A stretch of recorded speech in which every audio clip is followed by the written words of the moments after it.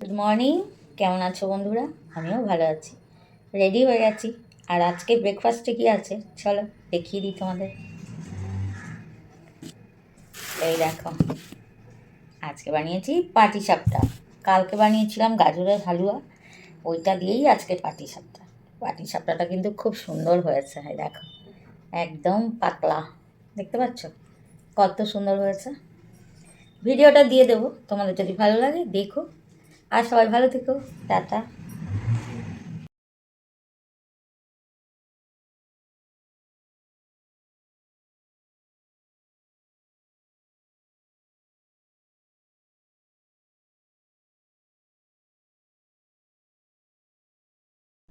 এক বাটি চালের গুঁড়ো আর হাফ বাটি ময়দা ভালো করে মিশিয়ে নেব। আর এর মধ্যে দেবো একটু নুন, অল্প নুন দিয়ে দিব। আর দেবো গরম জল। গরম জলটা খুব ফুটাইনি, মানে একটু উষ্ণ গরমের থেকে একটু বেশি গরম, মানে বাটির মধ্যে এরকম বন্ধু বন্ধু হয়েছে এরকম গরম। স্টিলের বাটি জানো তো, গ্যাসে বসালেই কালো হয়ে যায়। তো চলো একটা ব্যাটার গুলে নিই। একটু দিয়ে দেবো ছোলা গুড় পরিমাণ মতো। তো ব্যাটার দেখো এরকম পাতলা হবে।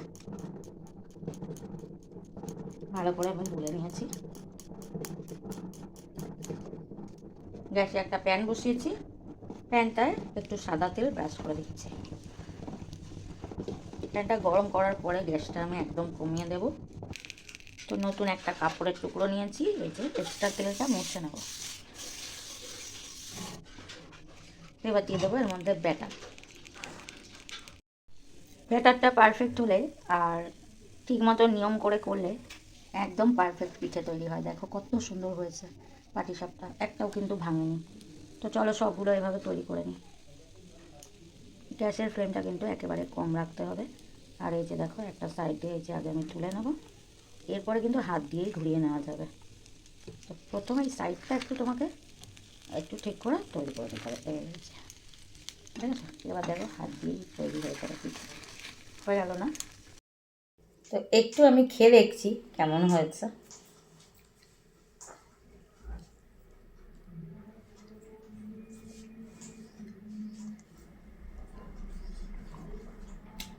দারুণ হয়েছে। দেখো বন্ধুরা, পিঠের পুরটা দেখো, আর যা পড়ে যাচ্ছে। এই যে দেখো বন্ধুরা, গাজরের হালুয়া দিয়ে পাটিসাপটা, আর দেখো কত পাতলা হয়েছে। তোমাদের একটা কেটে দেখালাম, তো কত সুন্দর হয়েছে। আর রেসিপিটা দিয়ে দেবো, যদি ভালো লাগে লাইক কমেন্ট করো আর আমার পাশে থেকো।